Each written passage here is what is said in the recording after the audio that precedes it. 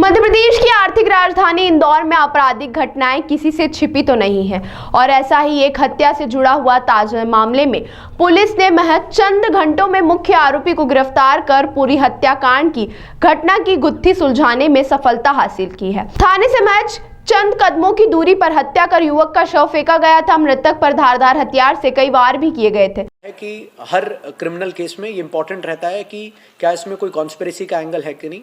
वर्तमान में police teams लगातार महिला को भी इसमें आरोपी बनाया गया है और उसके पूछताछ करने के लिए टीम्स रवाना हो चुकी हैं।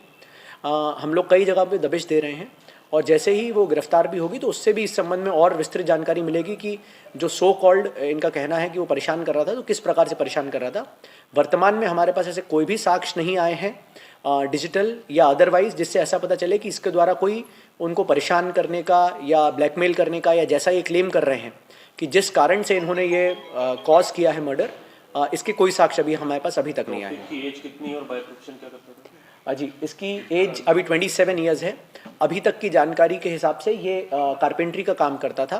पहले 1-2 बार इंदौर आया हुआ है और महिला से मिला, मतलब अब 1-2 बार इंदौर आया है। मुझे लगता है जब एक बार महिला सामने आएगी तो और चीज़ें पता चलेंगी कि कितनी बार इनकी पहले मुलाकात हुई है। पर वर्तमान तक की जानकारी में हिसाब से यही है कि पहले भी आया हुआ है इंदौर। आशीष यादव का प्रोफाइल क्या है? जी, अंश यादव जो है ये बाबूमरे कॉलोनी में है।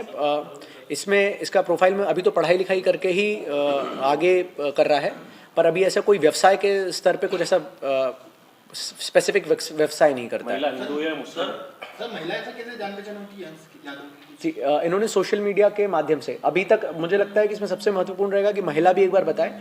अभी तक जो महिला का सो कॉल्ड जिसने अपने आप को महिला का मतलब अभी जो महिला के साथ रिलेशनशिप में है अंश यादव, उसी के माध्यम से हमें महिला का वर्जन पता चला है। पर जब एक बार महिला से पूछताछ होगी तो और चीज़ें सामने आएंगी कि किस प्रकार से वो उनके संपर्क में आया था या किस प्रकार की घटना है। महिला का नाम मुझे लगता है एक बार जब गिरफ्तारी सुनिश्चित होगी उसके बाद ही मुझे लगता है। नॉन मुस्लिम है? देखिए, ये सारी चीज़ें मुझे लगता है कि इसमें जो केस में अभी तक मुझे समझ में आया है इसमें रिलीजन का कोई एंगल नहीं है। ये केस मुझे लगता है एक बार गिरफ्तारी जब महिला की होगी उसके बाद ही इसमें कुछ भी बताना मुमकिन रहेगा। जी, इसमें जो चश्मदीद गवाह जो वहाँ से निकल रहा था उसके द्वारा फ़ोन पे सूचना दी गई थी। जब तक हम पहुँचे अनफॉर्चुनेटली इसकी डेथ हो गई थी।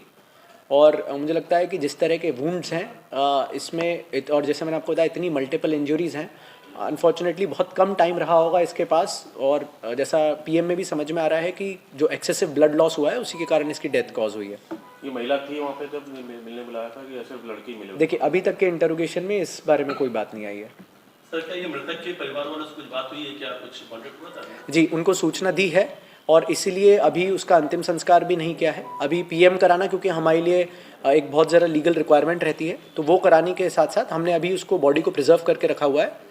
उसके परिवारजनों से संपर्क हो गया है तो वो लोग भी निकल रहे हैं और जैसे ही वो इंदौर पहुँचेंगे उनके समक्ष ही फिर उनको बॉडी हैंडओवर की जाएगी। तो क्या बताया कि निकला सर इंदौर जा रहे हैं कहीं और कुछ काम से? कुछ घर वालों को क्या बताया था? देखिए, मुझे लगता है कि एक बार उनके परिवारजन यहाँ आ जाएंगे, जब उनसे एक बार विस्तृत बातचीत हो जाएगी तभी मैं आपको कुछ बता पाऊंगा।